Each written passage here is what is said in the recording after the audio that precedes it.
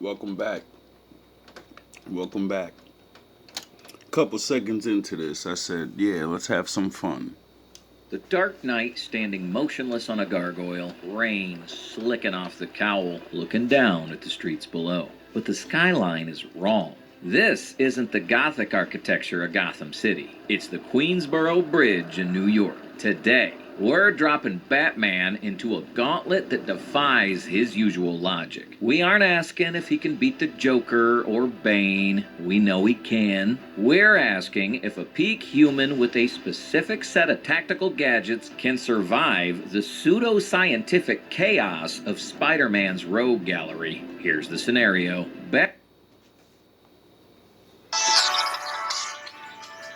And that's why I picked it, because those are my two favorite superheroes.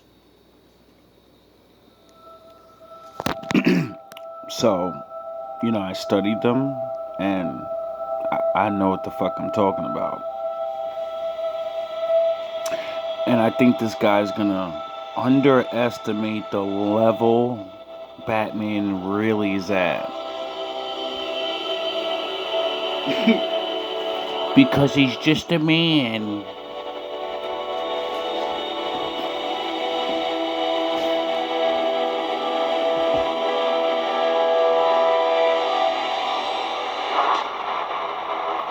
He'll speak for the villains. I'll speak for Batman. Batman has a standard Arkham City patrol loadout. That means smoke pellets, explosive gel, the cryptographic sequencer, and the freeze blast. But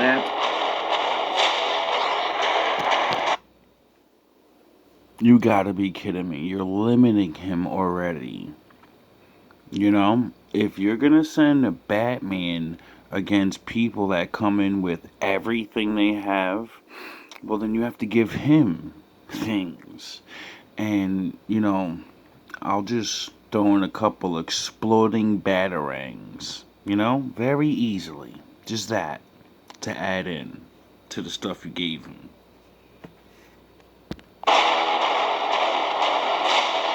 absolutely no preparation time. He does not know who he's fighting. He has no specific contingency plans for these enemies, and he has to fight them one after another without rest. This is a test of adaptability against impossible physics. The first threat is already moving through the sewers beneath him, and unlike Killer Croc, this one doesn't just bite, it evolves.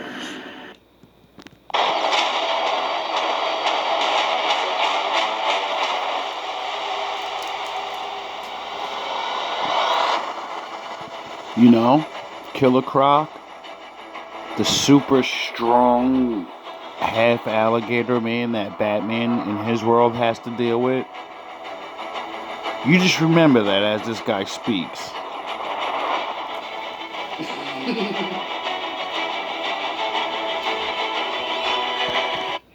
And the most important thing of all, you remember that Batman is a death machine that chooses not to destroy his enemy. And since, he's in a universe where he's, all new enemies, and there's no prep time, there's no Alfred, there's no Batcave, you're stuck there and they're trying to get rid of you. So we're gonna let Batman go all in.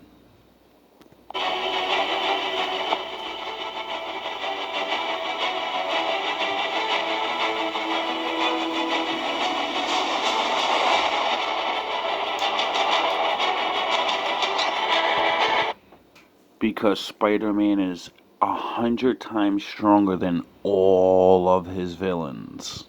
And he holds back. Batman's 100 times not as strong as Spider-Man. So we're going to let him take his no-kill rule away. Round 1. The Lizard. Biological overclocking. The first opponent is Dr. Kirk Connors, also known as the Lizard. We're looking at a subject standing 6'8", weighing 450 pounds, comprised almost entirely of regenerative reptile tissue. In a straight brawl, Batman loses. Are you sure? Because last time I checked, as he evolves and gets stronger, he becomes as stupid as a lizard. Lizard is faster, stronger, and his tail acts as a fifth limb that Batman's martial arts forms aren't designed to counter. But the real You're exactly right about the martial arts counter, but the Killer Croc, like it's basically the same fucking thing just on steroids. And since he has explosive gel, more than likely Batman's gonna lure his stupid ass into an explosive trap. And when he tries to jump out, Batman's gonna blow him up because he's a dumb animal that only knows how to charge forward at things. So he's gonna lose to explosive gel. You get it? Or maybe electricity, because he's like gonna be wet. So he'll probably just hit him with the shot gloves on overcharge and stop his heart. problem here is the healing factor. To regrow an arm that weighs roughly 10 kilograms in 10 seconds, the body would need to synthesize bone, muscle, and nerve tissue at a rate that defies standard metabolic models. When Batman grabs your head with the shot gloves going on ultra charge and he blows your brain up, how does that regenerate? Process would require a massive caloric explosion, generating an immense amount of waste heat. Scientifically, the lizard shouldn't just be hungry. He should be boiling alive from the inside out. His body temperature during regeneration would spike dangerously high. This is where the detective mode comes into play. Batman would immediately see a thermal signature that looks less like a biological organism and more like a walking blast furnace. Standard percussive strikes, punches, and kicks are useless here. You are essentially hitting a wall of meat that heals faster than you can damage it. However, Batman carries the freeze blast, piece of technology derived from Mr. Freeze's weaponry. This is the hard counter. Oh, I forgot about that he had that. Reptilian physiology is generally poikilothermic, meaning it relies on external sources to regulate body temperature. If Batman hits Connors with a supercooled cryo grenade, it doesn't just trap him in ice. It forces a systemic metabolic crash. The chemical reactions required for that rapid regeneration rely on heat. By dropping the ambient temperature of the target, Batman effectively pauses the biological engine driving the lizard's strength.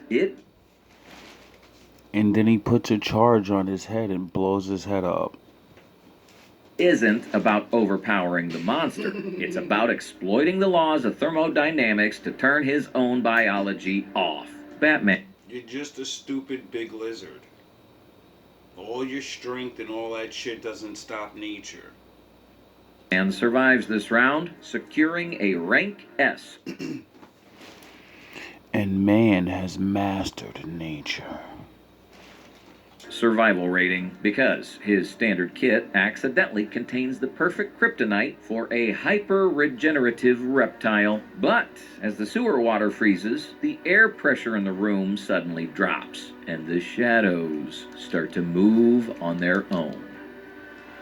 Round 2, Venom, the amorphous nightmare. Well, I don't know if you gave him it, but Batman always has a utility belt, and he has every single element in that thing. So sound technology, yeah, he's gonna have that, and that's Venom's weakness. Batman climbs out of the sewers and immediately faces a threat that defies his entire combat philosophy, Venom. This isn't a man in a suit. It is a symbiotic organism bonded to a host, Eddie Brock. Scientifically, we have to analyze the symbiote as a non-Newtonian fluid, specifically a shear thickening fluid. This is a tactical nightmare for Batman. His combat style relies on high-velocity strikes and impact force. Against a shear thickening material, the harder Batman hits, the harder the suit becomes. Furthermore, If Batman throws one punch, if Batman gets within a foot If he lets this thing get next to him once, it's over. There is no getting next to him. This is like Spider-Man with spider senses on steroids, like on Bane steroids. This ain't Bane. This is Bane with spider powers. He has spider senses. And he can move really, really fast. Like Spider-Man can run 300 miles per hour. So, Venom has all his powers. So, except he's an idiot. Or Batman relies on stealth, using shadows and fear to disorient opponents. The symbiote. That's the only reason Venom can even last in a ring with Spider-Man. Is because he's the only one that, because he copied his spider sense, he learned how to block it from him. So Spider-Man has to fight this motherfucker like regular people fight. But if his spider sense worked, he would stand no chance. Symbiote possesses 360-degree sensory awareness. It feels the environment in every direction simultaneously. There is no hiding. There's no attacking. is no sneaking up on it, and smoke pellets are useless against an organism that doesn't rely on optical sight. Without knowledge of the symbiote's weaknesses, Batman's initial engagement goes poorly. He tries to strike, gets He's dead. Story over. blocked by the fluid hardening, and takes massive damage from Venom's tendrils. This is a rank F survival scenario. The physical mismatch is absolute. However, Batman is an observer. He would notice that the suit ripples and destabilizes when metal clashes against metal, or when sirens pass by. This brings us to resonant frequency. Every material in the universe has a natural frequency at which it vibrates. If you expose a material to a sound wave matching that frequency, the amplitude of the vibrations increases until the structural integrity fails. The symbiote's molecular bonds are notoriously unstable in the 4 to 6 kilohertz range. Batman's remote electrical charge, REC gun, or specialized sonic batarangs can be modified to emit high-frequency pulses. That's the only way he survives, is the knowledge of this thing is weak to sound. In the real world, there's no stopping Venom unless you know the weakness. Because he's on you within a second. You can't throw punches because he can sense them coming. And Batman's all the ways he's gonna throw that fucking jab. He's gonna what else? Well, I don't know. Because you see a big ass monster thing coming, Batman's not too stupid to get close, He fights big monster things too. And he usually starts off by throwing smoke pellets and then, oh, that's not working. Let me try the freeze thing again. Oh, that's not working. I've seen Batman throw sonic grenades and immobilize the little guys. And then they hold their ears, oh, I can't hear anything. So, he always keeps everything ready. But without knowledge, he don't stand a chance. I don't really think he stands a chance. He likely collapses a heavy industrial structure, like a construction scaffolding or a water tower. Not to crush Venom, but to create a chaotic, deafening cacophony of crashing metal. The sonic feedback loop disrupts the symbiote's ability to maintain a solid form, turning it into a chaotic puddle and exposing the human host beneath. Batman barely escapes this encounter, likely with broken ribs and a shattered armor plate, proving that while physics can be beaten, alien biology is a brutal teacher. I mean, he says he survives, but I don't. I mean, if we're gonna do it life and death scenarios, I mean, by the slim chance of him figuring that out during the fight, it could happen. You know what I mean? Batman's known to keep his distance and all that, but I don't know if we're gonna let people go all out and Venom's really, he's really fast. limps away, but the ground beneath his boots begins to vibrate, turning into loose, shifting sand. Round 3. Sandman, granular physics. The vibration in the floor isn't an earthquake. The concrete itself seems to dissolve, losing its structural integrity and turning into a shifting, abrasive tide. This is Flint Marko, the Sandman. To understand why this... He's done immediately. I don't care how much, whatever you're gonna say this guy's gonna do. I don't know what this man's gonna say. There's no way Batman's gonna lose to something made of sand, because as soon as he sees what you're made of, he's gonna go right to the weakness. You know what I mean? He's gonna figure it out quick. Now, how's he gonna do it? I don't know.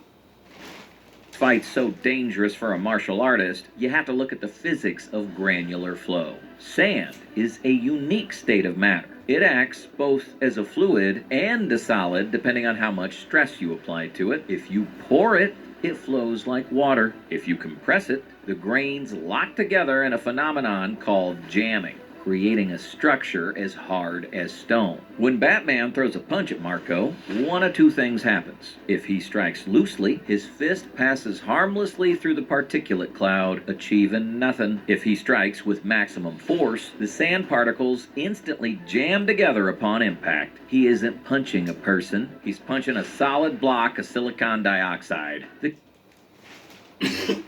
And that's why you wouldn't do that, because Batman would already know these things. He's a fucking genius.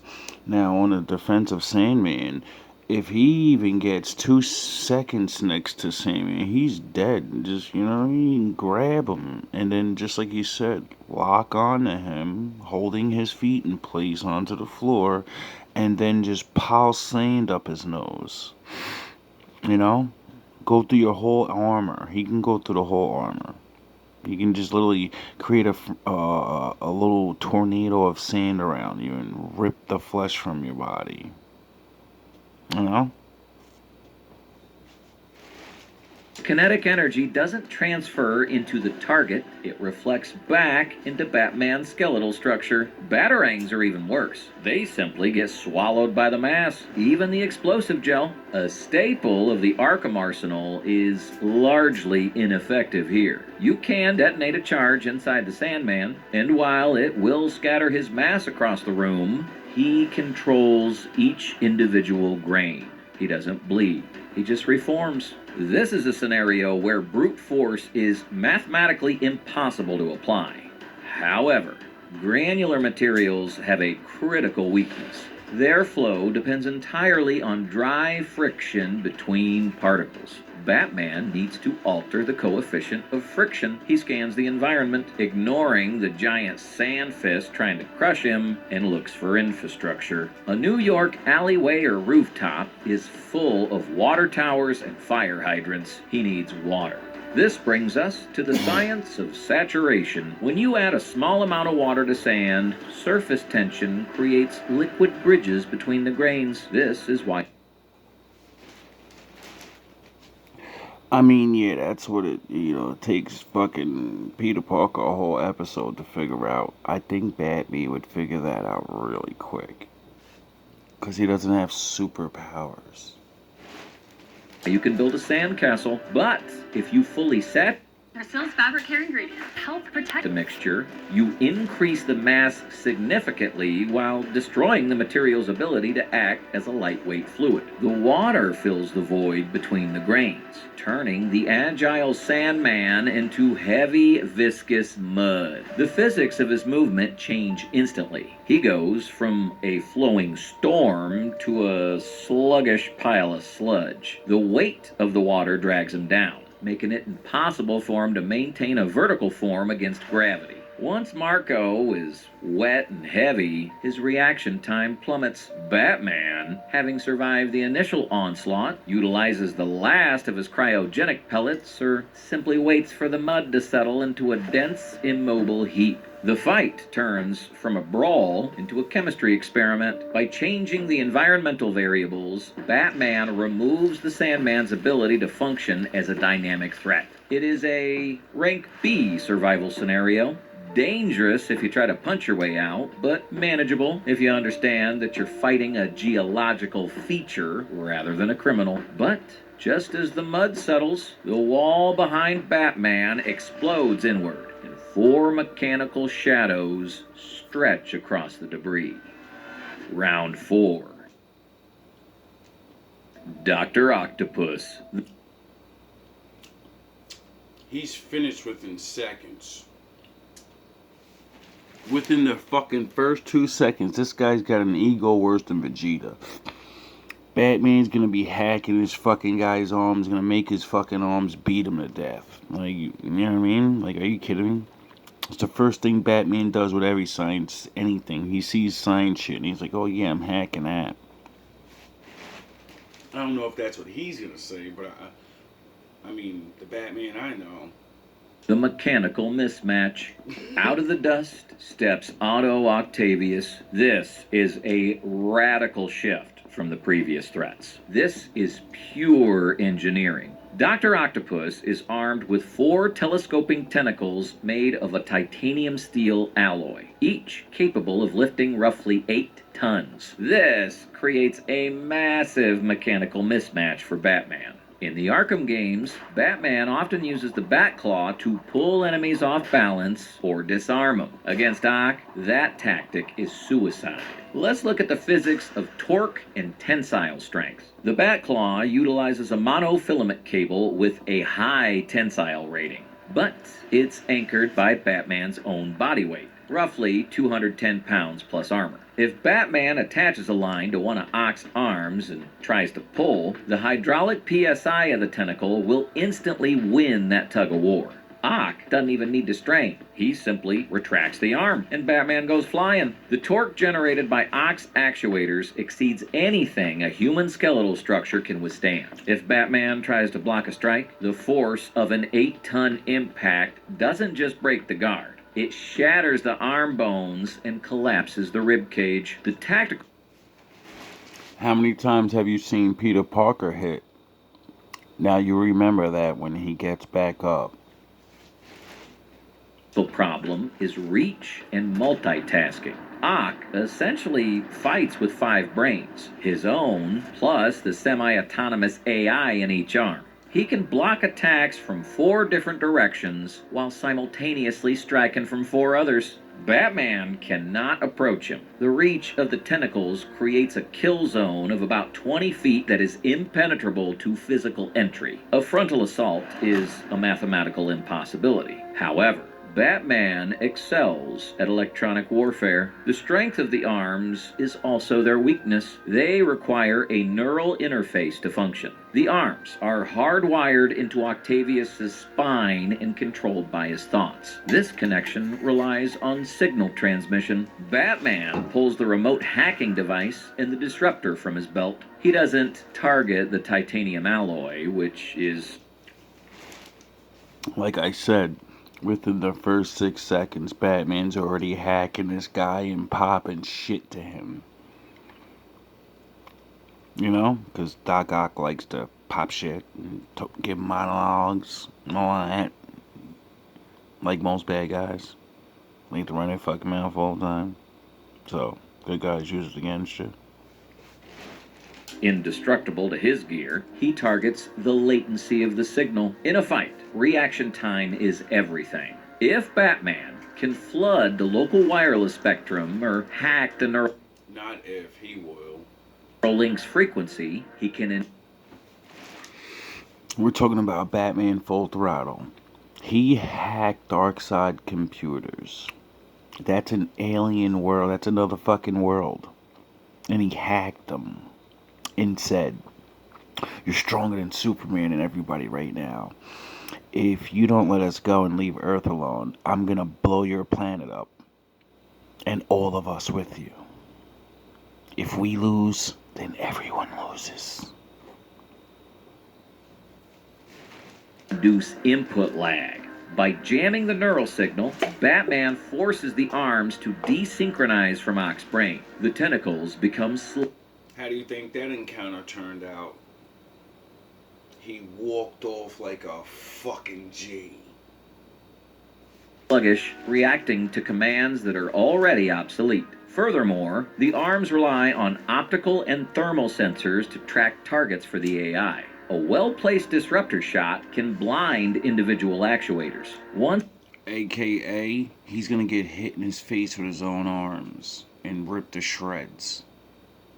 Ock is fighting his own equipment, flailing against lag and sensor blindness, Batman closes the distance. The moment he gets inside the No. Close the distance. Go back to the beginning where you said if it hits the bones, it crushes everything. Those things are flailing around and it's on his back.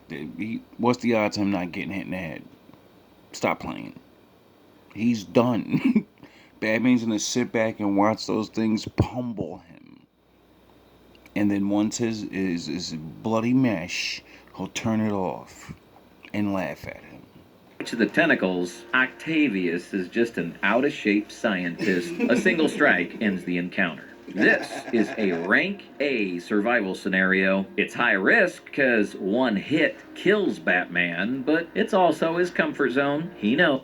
You see how they switch it up all the time? One hit for Batman, he did, but the arms are flailing around and somehow he survives. Nah. Just like Ra's al Ghul. I don't gotta kill you, but I ain't gotta save you neither. That every machine has an off switch, and he knows exactly how to find it. Round 5. Green Goblin. He's hacked immediately, and he gets thrown off his own fighter jet at like 50,000 feet up in the air. You know, his glider, that thing's getting hacked immediately. He's getting thrown off that thing, and he's got super strength. He's like a super soldier serum or some shit. He's just like a fake ass Captain America, and instead of a shield, he got a glider. And it's all technology. That shit is hacked, and Batman's gonna make him fight his own glider.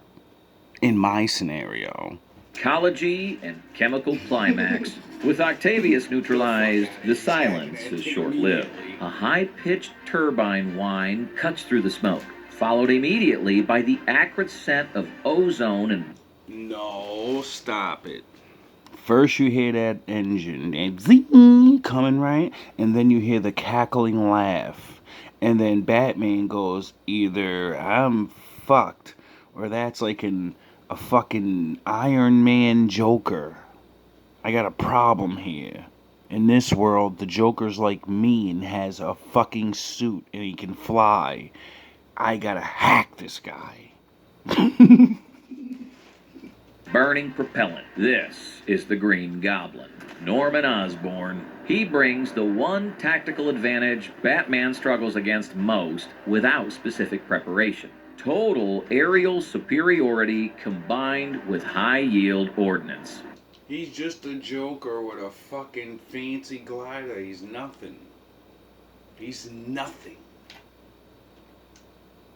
Like, seriously, don't disrespect Batman. The physics of this engagement are terrifying. A standard pumpkin bomb packs a blast yield roughly equivalent to an MK2 fragmentation grenade, but... And he throws them and they're not fast. Batman will dodge those and be hacking you within seconds. You know? Because Batman, this guy's got a C. He don't have superpowers like that. So, like, the smoke pellets and all other good gadgets, this guy's an even fight almost. Like, he's just a guy with a fancy fucking suit on. Concentrated in a compact spherical casing designed for flight stability. The Batsuit's carbon-dipped tri-weave titanium plating is engineered primarily for ballistic impact and blunt force trauma, not point-blank concussive thermobarics. A single direct hit doesn't just knock Batman down. The sheer overpressure wave would rupture internal organs and shatter bone regardless of the armor's exterior integrity. Furthermore... Exactly. And the Goblin's always known to throw a couple on the floor just to scare the shit out of people before he starts throwing at them. So he's just going to give up his, he likes to scare people. So, Batman's going to already know this right off the rip. As soon as he sees one of them blow up, like, holy this is not a game. Oh yeah, I forgot. Dudes in Arkham throw fucking grenades at me all the time. The thermal output of the plasma release exceeds the melting point of standard Kevlar. Coupled with the Goblin glider, which moves at speeds exceeding 90 miles per hour with vertical takeoff capabilities, Batman is effectively fighting a highly maneuverable fighter jet while standing exposed on a rooftop. And you're going 90 miles per hour and you're hacked and he hits the brakes and you go flying off. Fight over. However, this isn't just a hardware fight, it's a psychological one. Batman instantly recognizes the manic, erratic laughter echoing off the Queensboro Bridge. It's the same chaotic instability he faces with the Joker. Osborn is physically enhanced with the Goblin formula, giving him strength rivaling the Lizard, but his mind is fractured. This makes him dangerous, but it also makes him prone to arrogance. He plays with his food, swooping low to taunt. He's like the Joker and the Riddler and Iron Man all together in one.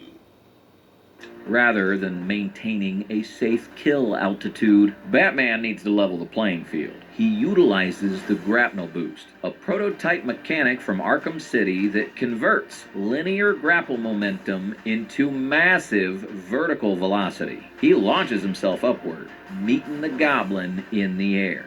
The science of the flight requires perfect stability. The glider relies on precise intake manifolds and gyroscopic stabilizers to maintain lift. A well-placed remote batarang into the turbine rotor creates catastrophic mechanical failure, disrupting the lift-to-drag ratio and fouling the propulsion. As Osborn struggles to regain control of his spiraling craft, Batman activates the Reconializer. His detective mode scans the chemical composition of the pumpkin bombs hanging on Osborn's bandolier. He identifies a volatile, chemically unstable primer. Batman doesn't need to punch Osborn, he needs to vibrate the volatile compounds. AKA, as soon as he starts laughing, glides in, drops a couple of bombs, Batman goes, reach down, hacks him, and then explodes his glider mid-air. Fight over.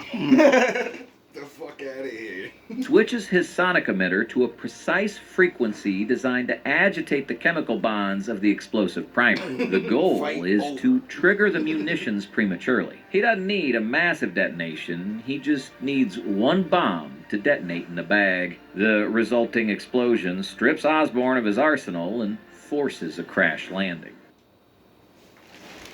He carries like a bag full of them. If one goes off, if they're right on his hip, he'll be lucky if he's two pieces, legs and then a upper torso. He'll be lucky if he's that. You know what I mean? And I'll be surprised. This is a rank A survival scenario. High danger, but ultimately a victory of sabotage over insanity. Batman stands amidst the wreckage of the Sinister Five. He clears the gauntlet, but not because he's stronger. He wins because he treats every fight as a solvable physics problem. Against the Lizard's regenerative biology, he weaponized thermodynamics. Against Venom's alien resonance, he utilized sonic amplitude. He defeated Sandman's granular state with saturation, Dr. Octopus's mechanical arms with signal latency, and the Green Goblin with aerodynamic sabotage. The question isn't whether Batman can punch harder than Spider-Man's villains. It's whether they can survive a man who weaponizes the scientific laws governing their own powers.